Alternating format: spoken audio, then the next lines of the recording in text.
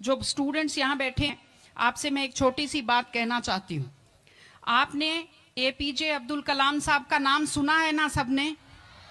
हाँ, कलाम साहब ने एक बात कही थी कि in the very old times the world was driven by the muscle power, after that it was driven by money power, and now it is being driven by the power of knowledge. यानी पहले शरीर की ताकत से दुनिया चलती थी, उसके बाद कुछ दिन पैसे से दुनिया चली, और अब दुनिया कैसे चलती है? ज्ञान की ताकत से चलती है। आज अमेरिका और रूस, फ्रांस क्यों हमसे आगे हैं? उनकी जनसंख्या भी कम है, शायद वो मेहनती भी हमसे कम हैं, लेकिन वो हमसे क्यों आगे हैं? क्योंकि उनके यहाँ शिक्षा का जो प्रसार था वो हमसे ज्यादा हुआ, वो हमसे ज्यादा एजुकेटेड हैं। हम लोग प्राचीन काल में हमारे यहाँ बहुत अच्छी यूनिवर्सिटीज थी, नालंदा यूनिवर्सिटी थी, तक्षशिला यूनिवर्सिटी थी, लेकिन जब मध्यकाल आया तो हमने अंधविश्वासों पर ज्यादा ध्यान दिया, और जो नॉलेज था साइंस का उस पर हमने कम ध्यान दिया, इसलिए हम विश्व में पिछड़ गए। एसएसटी में आप लोग पढ़ते होंगे, 10th के बच्चे एसएसटी पढ़ते हैं, कि एक समय था जब वर्ल्ड की जो रिचेस्ट कंट्रीज थी वो रूस अमेरिका नहीं थी, वो इंडिया था और वो चाइना था। चीन और भारत विश्व के सबसे धनी देश थे, लेकिन हमने एजुकेशन पर ध्यान देना छोड़ा। उसका नतीजा ये निकला कि हम लोग गरीब हो गए, हम लोग पिछड़ गए, हम लोग कमजोर हो गए। इसलिए अगर आपको खुद को ताकतवर होना है और इस देश को ताकतवर बनाना है तो आप लोग शिक्षा पर ज्यादा से ज्यादा ध्यान दीजिए। हमारी बेटियां यहां बैठी हुई हैं, आप लोग बहुत खुश किस्मत हैं, आपकी किस्मत अच्छी है कि आपने इस जमाने में जन्म लिया है जब लड़कियों को स्कूल भेजा जाता है, जब लड़कियां बराबरी के अधिकार के साथ आत्मसम्मान से जिंदगी जी सकती हैं। मैं अभी सोफे पर अकेली बैठी हुई थी, फिर उसके बाद शिफा जी आए, और फिर उसके बाद संतोष जी आए, तो हमें जगह हमारी बढ़ती गई। मैंने कहा भाई पुरुषों सिंहासन खाली करो, महिलाएं आती हैं।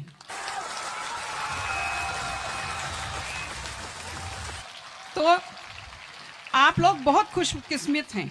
आपकी दादी नानी कितना मेहनत करती थी, सांस नहीं ले पाती थी खुलकर, घूंघट से चेहरा ढककर रखना पड़ता था, जोर से बोल नहीं पाती थी, कानाफूसी में बात करती थी, और आप कितने सम्मान के साथ अपना बैग लेकर के पूरे विश्वास से आप स्कूल आते हो। बहुत खुशकिस्मती की आपके लिए बात है, आपको इसका फायदा उठाना चाहिए।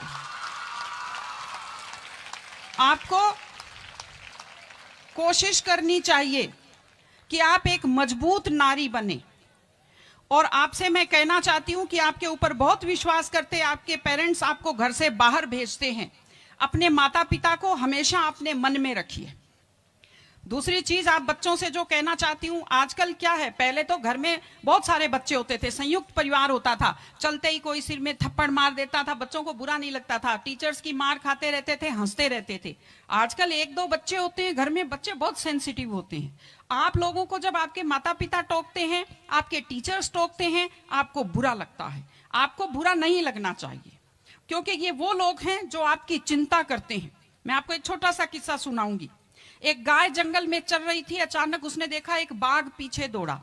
गाय भी भागी जान बचाने के लिए, सामने दलदल था, वो दलदल में थोड़ा चली, वो दलदल में फंस गई। बाघ भी पीछा करता हुआ आया, वो भी दलदल में फंस गया, लेकिन गाय से थोड़ी दूरी पर था, चल नहीं पाया। तो गाय हंसी और उसने बाघ से कहा, बाघ तू तो गया, तू मरेगा। तो बाघ ने कहा, तुम क्या हंस रही हो, तुम भी तो मरोगी दलदल में। उसने कहा, मैं नहीं मरूंगी, देखना। शाम को जब मालिक ने देखा गाय नहीं आई, वो 2-4 लोगों को लेकर आया। जब देखा गाय दलदल में फंसी हुई है, वो रस्से लाया, लकड़ी लाया और गाय को निकाल कर बाहर किया।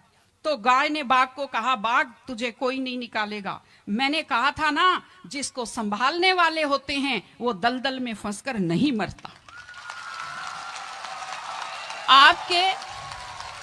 आपके जो टीचर्स हैं, आपके टीचर्स और आपके पेरेंट्स आपको संभालने वाले हैं। अगर आप उनकी बात मानेंगे, आप डांट के पीछे छुपी हुई उनकी चिंता को आप समझेंगे तो आप बुराइयों के और गलतियों के दलदल में कभी नहीं फंसेंगे। इसलिए अपने माता पिता को, विशेषकर अपनी माँ का चेहरा अपने दिमाग में रखिए, अपने दिल में रखिए कि वो आपके ऊपर कितना विश्वास करते हैं, वो आपकी कितनी चिंता करते हैं, घर पे आपका इंतजार करते हैं, आपके लिए हमेशा वो दुआएं करते हैं। आपके माता पिता जब मंदिर में जाते हैं खुद के लिए कुछ नहीं मांगते, जब वो बचत करते हैं उस पैसे से खुद के लिए कुछ नहीं खरीदते, वो पैसा आप लोगों पर खर्च करते हैं। उनकी इस चिंता को समझिए, अपने टीचर्स की चिंता को समझिए। मैं आप सबको बहुत शुभकामनाएं देती हूं कि आप लोग, आपकी बुद्धि तीव्र हो, आपका मन बहुत समृद्ध हो, आपका हृदय बहुत संवेदनशील हो। मैं स्कूल को मैं बहुत बहुत शुभकामनाएं देती हूँ। टीचर से अपील करती हूँ कि व्यक्ति केवल शरीर और दिमाग नहीं होता, एक मन होता है, एक आत्मा होती है। माइंड जो है, mind is sharpened by the knowledge and information. दिमाग तो तेज होता है, लेकिन बच्चों का मन समृद्ध कीजिए, उन्हें कमजोर पर दया करना सिखाइए, उन्हें परिवार के प्रति संवेदनशील बनना सिखाइए कि वो एक अच्छे संपूर्ण नागरिक बने, जिसको कहते हैं कंप्लीट पर्सनैलिटी, वैसे बने। मैं स्कूल को, आप सब बच्चों को, आपको ढेर सारी शुभकामनाएं देती हूं। आप अच्छे व्यक्तित्व बने, आप अच्छे नागरिक बने, एक मजबूत परिवार का, मजबूत देश का और एक अच्छे समाज का आप निर्माण करें। आपने बुलाया, हमें सुना, हमें सम्मान दिया, मैं हृदय से आभारी हूं। बहुत बहुत धन्यवाद। नमस्कार।